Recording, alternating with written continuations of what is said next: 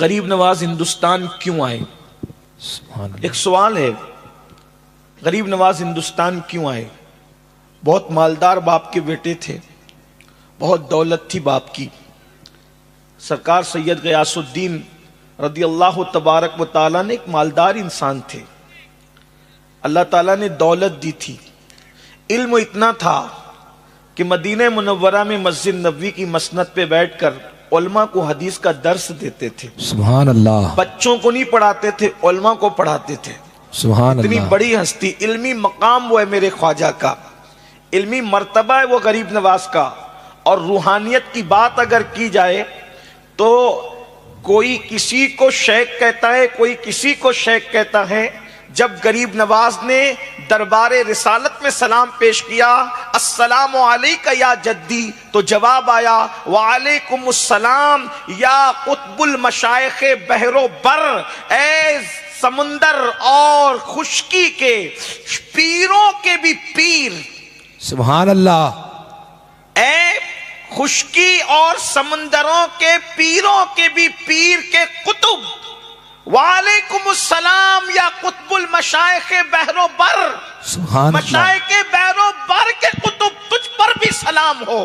روحانیت کا یہ مقام ہے، روحانیت کا یہ مرتبہ ہے کہ جلسے کا ناظم قطب نہیں کہہ رہا ہے، کوئی خطیب قطب نہیں کہہ رہا ہے، دربار رسالت سے زبان ما اوحا سے آواز آ رہی ہے، اے قطب المشائخ بحر و بر۔ یہ روحانیت کا مقام ہے۔ اللہ اکبر۔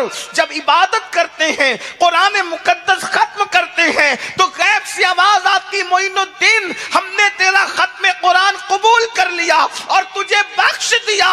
تو عرض کرتے ہیں مولا مجھے تو بخشا، میرے مریدوں کا کیا ہوگا؟ ارشاد فرمایا گیا قیامت تک تیرے سلسلے میں جو بھی مرید ہوگا ان کو ہم نے بخش دیا ہے۔ نعرہ تکبیر، نعرہ رسالت، یعنی اور سے غریب نواز چشتیوں کو بخشش اور مغفرت کی بشارت دی گئی ہے۔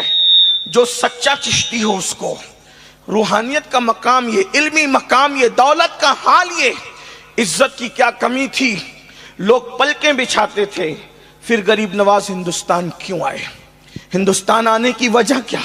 ہندوستان آنے والے بہت آئے، کوئی ہندوستان کو لوٹنے آیا، کوئی سونے کی چڑیا کو اجاڑنے آیا، کوئی اس ہندوستان کے اندر اپنے پنجے گاڑنے آیا، کوئی ہندوستان کی عوام کو لوٹنے آیا۔ لٹیروں کا تو روز اول سے لے کر آج تک دیرا رہا، کسی نے کسی نام سے لوٹا، کسی نے کسی نام سے لوٹا، کسی نے کسی نام سے لوٹا۔ لٹیرے تو بہت آئے تاریخ میں، لیکن ایک لٹانے والا آیا۔ واہ سبحان اللہ۔ لٹیرے بہت آئے ہندوستان میں، ایک لٹانے والا آیا، اور اس لٹانے والے کو دنیا غریب نواز کہتی ہے۔ سبحان اللہ سبحان اللہ۔ لٹانے کے لیے آج تک لٹا رہے ہیں، واللہ العظیم۔ اللہ اکبر۔ لوگ فقیروں کو دیتے ہیں، میرا خواجہ ایسا داتا ہے، فقیروں کو بھی دیتے ہیں، غریبوں کو بھی دیتے ہیں۔ اللہ اکبر۔ لیکن سلطان شمس الدین التمش کو جس نے تخت و تاج دیا، اللہ کی عطا سے اس کو غریب نواز کہتے ہیں۔ اللہ اکبر۔ جس نے غوری کو بلا کے تخت و تاج عطا کیا اللہ کی عطا سے، اس کو غریب نواز کہتے ہیں۔ جس نے اکبر جیسے جلال الدین کہلانے والے کو بیٹا عطا کیا، اسے غریب نواز کہتے ہیں۔ اللہ کی عزت کی قسم، نہ کوئی غریب نہ کوئی امیر، غریب نواز کی بارگاہ میں جس نے بھی دامن پھیلا دیا، اللہ نے اس کی جھولی کو بھر دیا۔ روتے ہوئے آنے والوں کو مسکراتے ہوئے بھجانے والی ذات کو غریب نواز کہتے ہیں۔ سبحان اللہ سبحان اللہ۔ ہندوستان آنے کی وجہ کیا تھی؟ ہندوستان آنے کی وجہ چونکہ وہ ان کے نانا کے سچے جانشین تھے، ان کے نانا کے سچے جانشین تھے۔ اور سرکار غریب نواز کہتے ہیں رحمت للعالمین نے مجھ پر اپنی رحمت کے 100 دروازے کھولے ہیں۔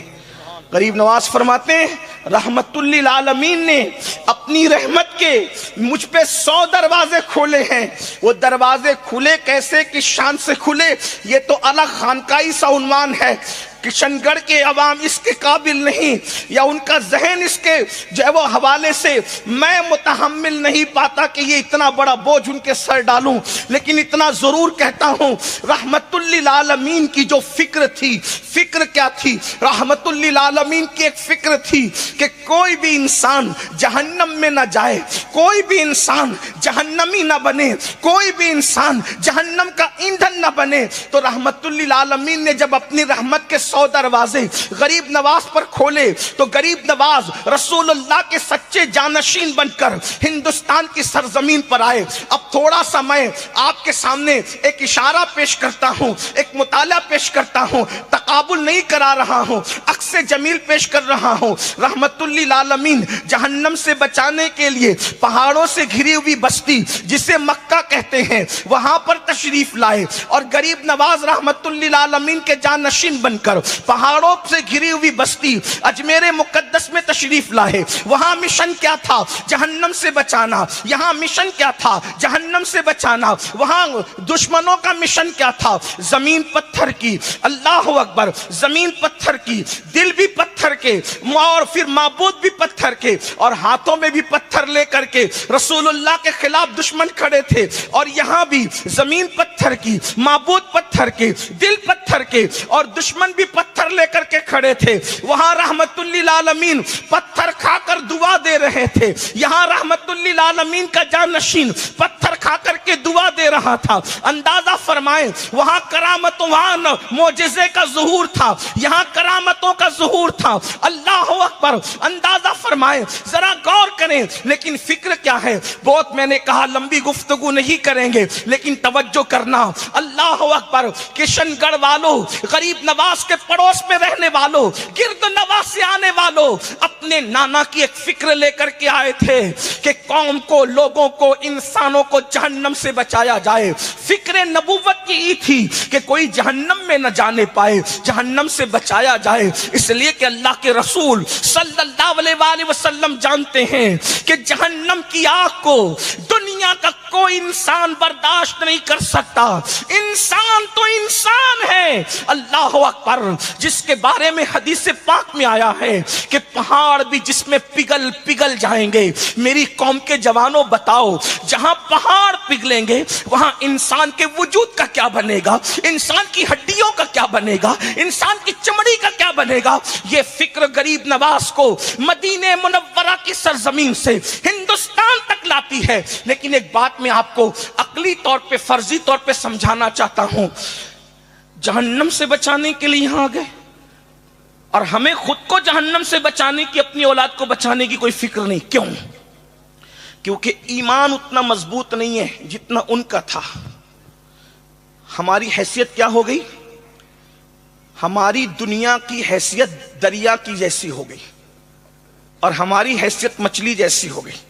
جب مولانا کہتے نماز نہیں پڑھو گے تو جہنم میں جاؤ گے، سود کھاؤ گے تو جہنم میں جاؤ گے، شراب پیو گے تو جہنم میں جاؤ گے، کفر کرو گے تو جہنم میں جاؤ گے، بیوی پہ ظلم کرو گے تو جہنم میں جاؤ گے، ماں باپ کی نافرمانی کرو گے تو جہنم میں جاؤ گے۔ وہ کہتے ہیں مولانا یہ جہنم کہاں ہے، کدھر ہے، کیا ہے؟ ایک بات آپ کو بتاؤں، یہ ہے، آپ کی عقل میں نہیں آتی۔ اس کو دیکھنا کب ہے پتہ ہے؟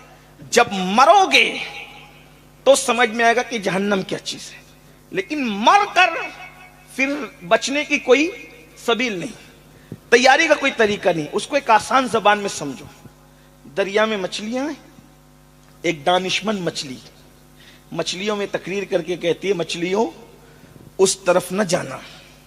کس طرف؟ کنارے کی طرف نہ جانا۔ کیوں؟ وہاں شکاری بیٹھا ہے، جال میں پھانس لے گا، نکال کے لے جائے گا، بازار میں بیچ دے گا، پھر لوگ خرید کے لے جائیں گے، کاٹیں گے، مرچ ڈالیں گے، نمک ڈالیں گے، آگ پہ بھوندیں گے اور چبا چبا کر کھا جائیں گے۔ مچھلیاں مذاق اڑاتی ہیں، یہ جال کیا ہوتا ہے، ہم نے تو کبھی جال دیکھا نہیں۔ یہ شکاری کیا ہوتا ہے، ہم نے تو کبھی شکاری دیکھا نہیں۔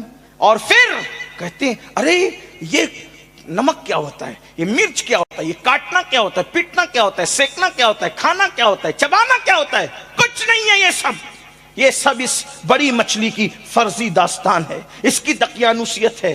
بتاؤ اگر وہ مچھلی کی بات نہ مانے گی تو ہوگا کہ نہیں ہوگا؟ جب پھنس گئی، کٹ گئی، کاٹی گئی، نمک ڈالا گیا، مرچ ڈالی گئی، آگ پہ بھونی گئی، اب مچھلی کچھ کر سکتی ہے؟ کچھ نہیں کر سکتی سوائے عبرت بننے کے، بلا تمثیل، ہزار بار بلا تمثیل۔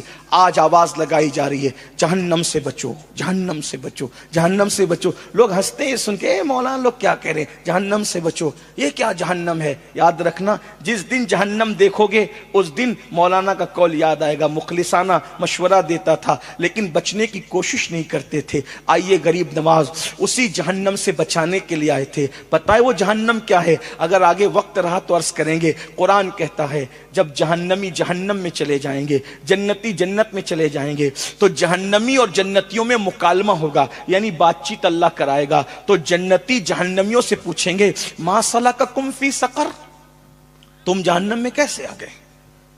جہنمیوں سے جنتی پوچھیں گے تم جہنم میں کیسے آ گئے؟ تو دو وجہ ابتدا قرآن بیان کرتا ہے کہ جہنمی بڑی حسرت سے جواب دیں گے، کیا؟ لم نکو من المصلین، اور ہم لوگ نماز نہیں پڑھتے تھے، ولم نکو نطعم المسکین، اور ہم لوگ غریبوں کو کھانا نہیں کھلاتے تھے۔ دو وجہ، ایک کیا؟ نماز نہیں پڑھتے تھے اور غریبوں کو کھانا نہیں کھلاتے تھے، اس وجہ سے ہم جہنم میں آ گئے۔ اب آپ مجھے بتائیں سرکار غریب نواز ہندوستان جہنم سے بچانے کے لیے آئے تو آپ نے لوگوں کو پہلی دعوت کیا دی؟ ایمان کی دعوت کے بعد آپ نے نماز کی دعوت دی۔ غریب نواز ارشاد فرماتے ہیں کوئی بندہ کوئی عمل کر لے مگر اللہ تک نہیں پہنچ سکتا جب تک کہ وہ نماز کا پابند نہ ہو جائے۔ خواجہ نصیر الدین چراغ دہلوی رضی اللہ تعالیٰ عنہ ارشاد فرماتے ہیں 70 سال تک غار میں بیٹھ کر جتنی عبادت کر لے بندہ، جتنا ثواب کما لے بندہ، اور ایک وقت کی فجر جان بوجھ کر 2 رکعت چھوڑ دے تو فجر کی 2 رکعت سے جو ثواب ملنا تھا وہ 70 سال غار میں بیٹھ کر نفلی عبادت کر کے وہ حاصل نہیں کر سکتا۔ یہ نماز کی اہمیت ہے۔ اللہ اکبر۔ آج بتائیں ہماری مسجدیں ویران ہیں، وجہ اس لیے کہ جہنم کو بھول چکے ہیں۔ اللہ اکبر۔ کیا بھول گئے اس کو؟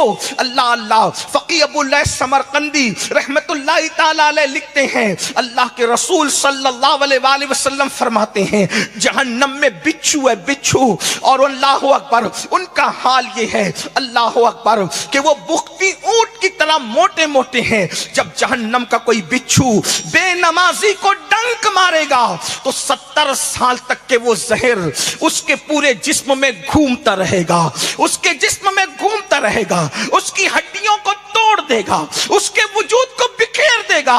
میری قوم کے جوانوں بتاؤ کھیت کا بچھو ڈنک مارے تو کیا اس کو برداشت کرنے کی طاقت ہے؟ کھیت کا سانپ ڈنک مارے تو کیا اس کا اللہ اکبر زہر برداشت کرنے کی طاقت ہے؟ اپنے آپ پہ رحم کر لو اللہ کے بندو، کھیل کود اور تماشوں میں اپنا وقت لگانے والوں، جہنم کو مول نہ لو، اللہ کے غضب کو چیلنج نہ کرو، اللہ کے عذاب کو چیلنج نہ کرو۔ سن لو میرے اللہ کا عذاب کوئی برداشت کرنے کی طاقت نہیں رکھتا۔ وہ ارشاد فرماتا ہے ان بطش ربک لشدید، تیرے رب کی پکڑ بڑی سخت ہے۔ اللہ اکبر۔ اگر وہ کسی کی نس دبا دے تو انسان چلنے پھرنے سے معذور ہو جاتا ہے، کسی کے سر میں درد ڈال دے تو انسان بستر پہ پڑا رہنے پہ مجبور ہو جاتا ہے، کسی کو فالج لگا دے تو انسان کی زندگی کتنی مجبور ہوتی ہے۔ مجھے بتاؤ میری قوم کے جوانوں، قرآن تو کہہ چکا قوا انفسکم واہلیکم نارا، اپنے آپ کو بھی جہنم کی آگ سے بچاؤ اور اپنی اولاد کو بھی جہنم کی آگ سے بچاؤ۔ غریب نواز اسی لیے آئے تھے تاکہ لوگوں، ہندوستان والوں، تم کو اللہ کا دین سکھائیں، تمہیں دین سکھائیں، شریعت سکھائیں، اسلام سکھائیں اور تمہیں جہنم کی آگ سے بچا لیں۔ سرکار غریب نواز ارشاد فرماتے ہیں، اب غریب نواز کے فرمان سنو، ان کے ملفوظات سنو، ان کے فرامین سنو اور بات مکمل ہوتی ہے۔ غریب نواز سرکار فرماتے ہیں اللہ کے رسول علیہ السلام نے ارشاد فرمایا کہ اللہ نے جہنم ان لوگوں کے لیے تیار کی اور ان پر جنت کی خوشبو بھی حرام کر دی جو 3 قسم کے لوگ ہیں. 3 قسم کے لوگوں پر جنت کی خوشبو بھی حرام ہے اللہ اکبر. اور جہنم ان کے لیے لازم ہے. نمبر 1 شراب کا عادی، شراب اللہ پینے والا، اکبر. نشہ کرنے والا. سوچو، غور کرو. غریب نواز کہہ رہے ہیں ہمارے مذہب میں نشے کی گنجائش نہیں ہے، کوئی نشہ نہیں چلے گا.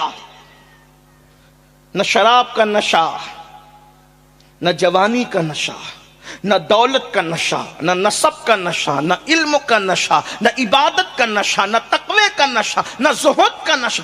کوئی نشے کی اجازت نہیں ہے کیونکہ نشہ مغرور کرتا ہے. ایک نشہ صرف جائز ہے، جائز ہی نہیں بلکہ مطلوب ہے، مطلوب نہیں محبوب ہے، محبوب بلکہ لازم ہے. وہ کون سا نشہ ہے؟ اس نشے کو نشے محبت رسول کہتے ہیں. سبحان نشے اللہ، عشق سبحان رسول اللہ. کہتے ہیں. ہر نشہ بگاڑ دیتا ہے، نشہ عشق مصطفیٰ بگڑے ہوئوں کو سدھار دیتا ہے. ہر نشہ بدنام کرتا ہے، عشق مصطفیٰ کا نشہ بدناموں کو نیک نام کرتا ہے. بے ہر شک. نشہ انسان کو ذلیل اور رسوا کرتا ہے. عشق مصطفیٰ کا نشہ وہ ہے اگر بلال کو مل جائے تو بلال کعبے کی چھت پہ نظر آتے، کعبے کی چھت بلال کے قدموں کے نیچے نظر آتی. نعرہ تکبیر، نعرہ رسالت، عشق مصطفیٰ.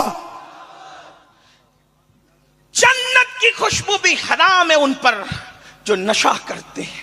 حدیث پاک میں آتا ہے اللہ اکبر، جس نے دنیا میں شراب کا ایک گھونٹ پیا، نشہ کیا، جب وہ قیامت کے دن آئے گا تو یا تو اس کا چہرہ سور کی طرح ہوگا، خنزیر کی طرح، یا تو اس کا چہرہ بندر کی طرح ہوگا.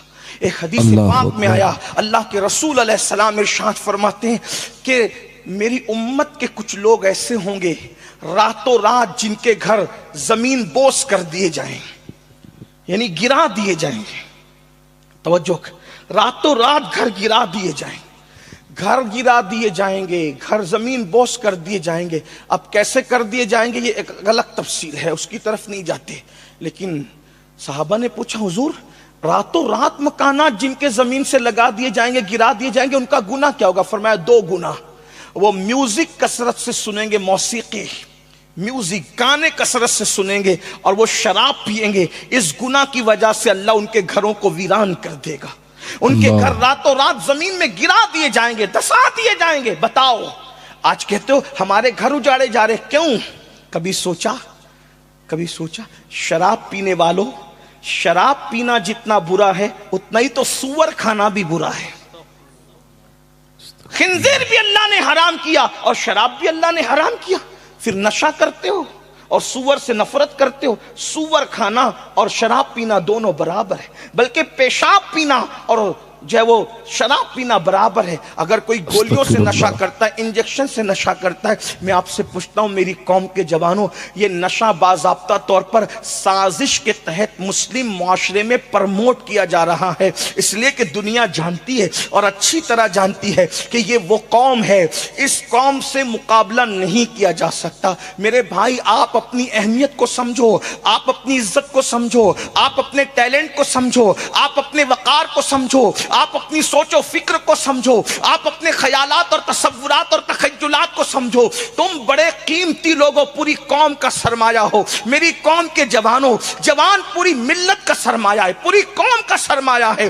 دنیا چاہتی ہے اس قوم کو نشے میں ڈبا دو تاکہ یہ قوم اپنے اچھے اور برے میں تمیز نہ کرنے پائے. اس قوم کو نشے میں غرق کر دو تاکہ یہ تعلیم حاصل نہ کرنے پائے. اس قوم کو نشے میں غرق کر دو تاکہ یہ قوم تجارت نہ کر پائے، یہ قوم سیاست نہ کر پائے. یاد رکھنا جس دن مسلمان سیاست کرنے پر آ جائے دنیا کا کوئی مائی کا لال ٹک نہیں سکتا مگر کوئی آئے تو میدان میں. اللہ اکبر. جو قوم شراب اور شباب اور موبائل گیموں میں مصروف ہو اس قوم کو کب موقع ہے؟ جو اپنے بچوں کے مستقبل کا سوچنے کا موقع نہیں نکالتے وہ پوری امت کا کب سوچیں گے؟ وہ پوری قوم کا کب سوچیں گے؟ کبھی سوچا؟ اور سے غریب نواز میں آنے والوں، ہم کہتے ہیں غریب نواز نے 90 لاکھ کو کلمہ پڑھایا. 90 लाख को कलमा पढ़ा के मुस्तफ़ा जाने रहमत की खेती को हरी भरी कर दिया गरीब नवाज ने। लेकिन आज उस गुलिस्तां पर बिजलियां गिराने की बात चल रही है। हमारी क्या कोशिश है? गरीब नवाज तो 90 लाख को कलमा पढ़ा चुके और वो 90 लाख हिंदुस्तान की सरजमीन पे करोड़ों में पहुंच गए। जिस जमीन पे कलमा पढ़ाया था, आज पूरे मुसलमानों में आधी आबादी बर्रे सगीर के अंदर मौजूद है। पूरी दुनिया में अगर 225 करोड़ मुसलमान मौजूद है तो तन्हा बर्रे सगीर में 1 करोड़ मुसलमान, जो वो 100 करोड़ मुसलमान मौजूद है और 75 करोड़ मुसलमान दुनिया के और इलाकों के अंदर है। आपसे पूछना चाहता हूं, अल्लाह अकबर, अंदाजा फरमाए 225 करोड़ मुसलमान पूरी दुनिया में है, 100 करोड़ गरीब नवाज की सरजमीन पर है, जो गरीब नवाज ने दावत और तबलीग का दरवाजा खोला था। लेकिन आज चले दूसरे इलाकों को छोड़ दें, खित्ते भारत को ले लें जहां तकरीबन 30 करोड़ मुसलमान मौजूद है। आपसे पूछना चाहता हूं मुसलमानों, अल्लाह अकबर, आप मुझे बताएं, मेरे आका सल्लल्लाहु अलैहि वसल्लम के प्यारे दीवानों, मुझे बताएं, अगर आज बच्चियां मुर्तद हो रही है उसमें आपका क्या रोल है, हमारा क्या रोल है? अगर बच्चियां बुर्का पहन करके भीख मांग रही सिग्नलों पर, उनको बचाने के लिए हमारे पास क्या मंसूबा है? अगर कलमा पढ़ने वाली बच्चियां दुनिया के अंदर लॉजों में बिक रही है, उनको बचाने के लिए हमने क्या सोचा है? बताओ। गरीब नवाज के मजार पे फूल डालते होंगे और जब गरीब नवाज का सजाया हुआ गुलशन उजड़ता होगा तो जिन हाथों से फूल पड़ते होंगे और वो हाथ दीन बचाने के लिए कोई कोशिश नहीं करते होंगे, तो उस वक्त गरीब नवाज के दिल पे क्या गुजरती होगी? फूल चढ़ाते थे, चढ़ाते हैं, चढ़ाते रहेंगे। जो चिढ़ते हैं वो चिढ़ते रहे, उनकी अपनी मर्जी है। लेकिन आपसे पूछता हूं, सिर्फ फूल भी चढ़ाओगे या गरीब नवाज का गुलशन भी बचाओगे? गरीब नवाज ने जो गुलशन बनाया था, ये कितनी मेहनतों से बनाया था, आपको नहीं पता। अना सागर के किनारे बरसों एक दरख्त के नीचे जिंदगी गुजार दी। सर्दी भी आई होगी, गर्मी भी आई होगी, बरसात भी आई होगी। गरीब नवाज ने उसको कैसे बर्दाश्त किया? जयपाल जोगी के इस्लाम कबूल करने से पहले सरकार गरीब नवाज बगैर छत के रहे। आपसे मैं पूछना चाहता हूं, अंदाजा फरमाए, कभी सोचा, उनकी मेहनतों का अंदाजा किया? आपसे पूछना चाहता हूं, दूसरों का ईमान बचाना तो दूर की बात, हम अपने बच्चों का ईमान तक न बचा सके, अपनी बेटियों का ईमान तक न बचा सके, अपने घर वालों का ईमान तक न बचा सके? ये हाल हो गया। हमारे बच्चे नशा कर रहे हैं, हमें रोकने की कोई फिक्र नहीं। हमारे बच्चे शराब पी रहे हैं, रोकने की कोई फिक्र नहीं। नौजवान 16, 17 साल के बच्चे जिना के अड्डों की तरफ जा रहे हैं, हमें रोकने की कोई फिक्र नहीं। बल्कि बाप भी जिना कर रहे हैं, बच्चे भी जिना कर रहे हैं, कौन रोकेगा? क्या तुम्हें नहीं पता, अल्लाह के सच्चे नबी सल्लल्लाहु अलैहि वसल्लम ने इरशाद फरमाया, हदीस पाक में आया है, जानियों के कानों तक ये आवाज पहुंचे, मेरे नबी ने फरमाया, जिन्होंने दुनिया में जिना किया होगा उनकी शर्मगाहों पर क़यामत के दिन जहन्नम की आग भड़काई जाएगी। और अल्लाह के रसूल सल्लल्लाहु अलैहि वसल्लम फरमाते हैं, उनको जहन्नम की आग का कमीज पहनाया जाएगा, जहन्नम की आग का कुर्ता पहनाया जाएगा। और अल्लाह के सच्चे नबी सल्लल्लाहु अलैहि वसल्लम ने इरशाद फरमाया, जिसको जहन्नम का वो कमीज पहनाया जाएगा, उस कमीज के वजन का आलम यह है कि अल्लाह के रसूल फरमाते हैं, जहन्नम का वो कमीज, जहन्नम का वो कुर्ता जो आग से बना है, उसके वजन का आलम यह है, अगर वो किसी पहाड़ पे रख दिया जाए तो पहाड़ भी रेजा रेजा रेजा हो जाए। आप मुझे बताएं, पहाड़ जिस जहन्नम की कमीज के वजन से, उसकी आग से रेजा रेजा होगा, जब वो आग का कमीज जानियों को पहनाया जाएगा, उनका क्या बनेगा?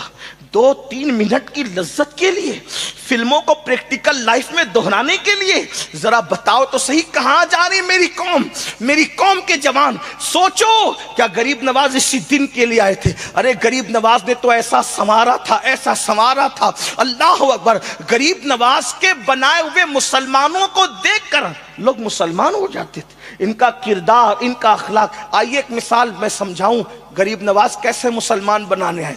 गरीब नवाज के यहां भी मदरसा चलता था, बाज़ाब्ता उसको मदरसे का नाम नहीं दिया गया था, लेकिन एक मदरसा चलता। गरीब नवाज के मदरसे से एक आलिम फारिग हुए। अब जरा देखना, हमारे यहाँ कोई आलिम फारिग होता है, हम क्या करते हैं, या वो मुकर्रिर बनेगा, या इमाम बनेगा, या मदरसा पढ़ाए, ऐसे ही है। गरीब नवाज क्या आलिम फारिग हुए, आपने से उन्होंने पूछा, हुजूर मैं आलिम बन गया, मैं क्या करूं?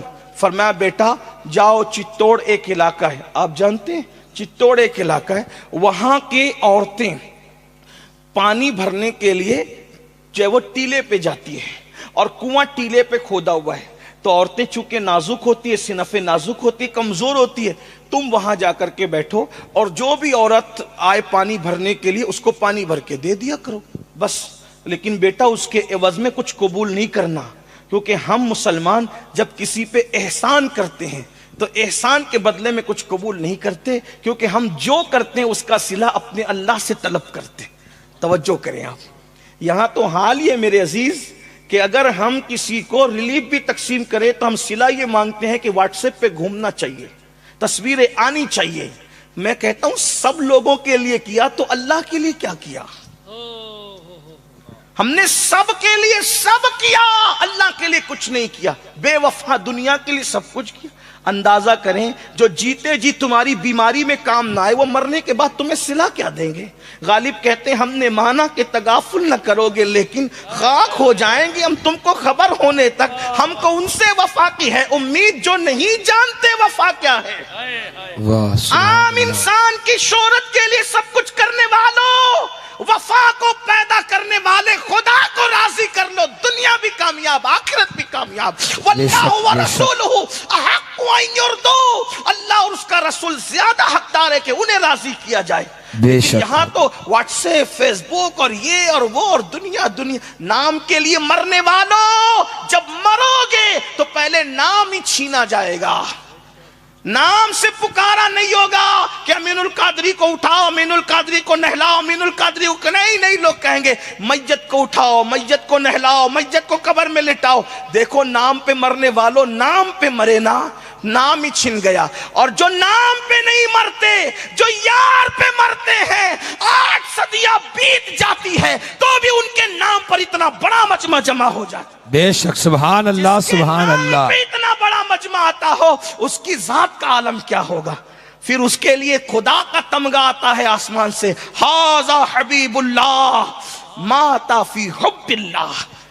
یہ اللہ کا حبیب ہے اور اللہ کی محبت میں دنیا سے گیا ہے. غریب نواز سرکار جب وصال کا وقت آیا، ہزاروں اولیاء نے خواب میں رسول اللہ کو دیکھا. حضور کسی کا انتظار کر رہے ہیں. پوچھا حضور آپ کس کا انتظار کر رہے ہیں؟ کہا میرا بیٹا معین الدین کے استقبال کے لیے میں آیا. ان کی روح کا استقبال عالم بالا میں ہو رہا ہے. غور تو فرمائیں یہ مقام ملتے ہیں. طرز یہ کر رہا تھا کہ انسان سب کچھ دنیا کے لیے کرتا ہے، نام کے لیے کرتا ہے. میرے آقا صلی اللہ علیہ وآلہ وسلم کے دیوانوں کچھ اللہ کے لیے بھی کرو، اپنی زندگی کے اندر اللہ کو راضی کرو، خدا کو مناؤ تو بات دور نہ نکلے. میں عرض آپ کے سامنے یہ کر رہا تھا کہ سرکار غریب نواز نے فرمایا بیٹا کوئی صلہ نہیں مانگنا، کوئی صلہ نہیں مانگنا. وہ چلے گئے اور جا کر کے وہاں بیٹھ گئے ٹیلے پہ. عورتیں آتی ہیں پانی بھر بھر کے دیتے ہیں. اور ظاہر سی بات ہے آج جتنی نفرت اور کٹر پنتی کا معاملہ ہے اس سے زیادہ لوگ کٹر آج سے پہلے تھے. 800 سال 900 سال پہلے بڑے کٹر تھے لوگ، بڑا نفرت کا ماحول تھا. اچھا جہاں لوگ کم ہوں تو وہاں پھر چوہے بھی شیر ہوتے ہیں. ہاں عورتیں پانی بھرنے آتی، بھر کے جاتی، کوئی منہ جھوٹے منہ بھی نہیں پوچھتا کون ہو، کہاں سے آئے ہو، کیا ہے. مگر یاد رکھنا نفرتوں کے ماحول میں محبتوں کی اذان دینا اس لیے ضروری ہے کہ جب بھی نفرت اور محبتوں میں جنگ ہوتی ہے تو نفرتیں ہمیشہ ہار جاتی ہے اور محبتیں ہمیشہ جیت جاتی ہے. اور صوفیہ کا پیغام محبت ہے، پیار ہے. ہمارے آقا یہی پیغام لے کر آئے تھے. ہم نفرت جانتے ہی نہیں، ہم نفرت نہیں جانتے، ہمیں صرف محبت، پیار، محبت، پیار. اس لیے کہ محبوب الہی سرکار نے فرمایا کانٹوں کے مقابلے میں کبھی کانٹے نہیں بچھانا. اگر کانٹوں کے مقابلے میں کانٹے بچھاؤ گے تو پوری دنیا کانٹوں سے بھر جائے گی. تو کانٹے بچھا کے سکون نہیں ملتا، کانٹے اٹھا کے سکون ملتا ہے. ہمیشہ عزتیں اس کے نصیب میں آتی ہے جو کانٹے اٹھانے کا کام کرتے. غریب نواز سرکار کا پہلا فارغ اور ان کو خلافت بھی دی. گئے وہ جانے کے بعد جو ہے پانی بھرتے رہے، دیتے رہے. ایک دن لوگ کسی شادی میں جمع تھے، کہنے لگے ایک نوجوان آیا، اس کی داڑھی کالی سے اب سفید ہو گئی. ہم نے کبھی اس سے پوچھا بھی نہیں کہاں سے آیا، کون ہو، کیا ہو. وہ پانی بھر بھر کے ہماری گھر کی عورتوں کو، بیٹیوں کو، بچیوں کو دیتا رہتا ہے. کبھی پوچھا اس سے؟ کہا چلو یار پوچھتے تو ہے وہ کون ہے، کیا ہے. برسوں بعد یاد رکھنا مہندی ہمیشہ فوراً رنگ نہیں لاتی، مہندی کا رنگ کچھ دیر کے بعد اثر کرتا. بے شک حق ہے. ہاں یاد رکھیے گا مہندی کا رنگ دیر سے چڑھتا ہے اور دیر تک رہتا ہے. اللہ اکبر. تو اس لیے اگر انسان چاہے نا کہ اپنے کام کا اثر دیکھے تو وہ مہندی کی طرح انتظار کرتا رہے, کیونکہ فوری طور پر مہندی کا اثر نہیں آتا. اللہ اکبر. تو پوچھنے لگے بھائی کہاں سے آئے ہو؟ اجمیر شریف سے آیا ہوں. کون ہو؟ غریب نواز کا شاگرد ہوں. یہ غریب نواز کون ہے؟ تعارف کرایا. یہ پانی بھر بھر کے ہماری عورتوں کو کیوں دیتے ہو؟ آنکھ اٹھا کر آج تک کسی عورت کو تم نے دیکھا بھی نہیں اور تم ان کو پانی بھر بھر کے دیتے ہو. کیا تقدس تھا جوانی میں. یہاں تو آج کل جسے دیکھو وہ گندی فلموں کے اندر الجھا ہوا ہے, جرائم کے اندر الجھا ہوا ہے. مسلمانوں اپنی حیثیت کو پہچانو, غور کرو. میرے عزیز یہ چڑیے اور کوے بھی کسی کے ننگے سطر کو نہیں دیکھتے. کتنے بے غیرت ہو گئے, چڑیے اور کووں سے بھی گر گئے. سوچو تو صحیح. بیت الخلا کی چپکلی کا حال بھی یہ ہوتا ہے کہ وہ الٹی لٹک کر سیدھا دیکھتی ہے لیکن تمہارے سطر کو نظر انداز کرتی ہے. یہ کام مسلمان کا تھا کہ مسلمان زنا ہوتے دیکھے, مسلمان جرائم ہو, مسلمان زنا کے مناظر دیکھے. کہاں ہو؟ اور پھر کس منہ سے دعویٰ کرتے ہو ہم حضور کا دیدار کریں گے جن آنکھوں نے زنا کے مناظر دیکھے ہو.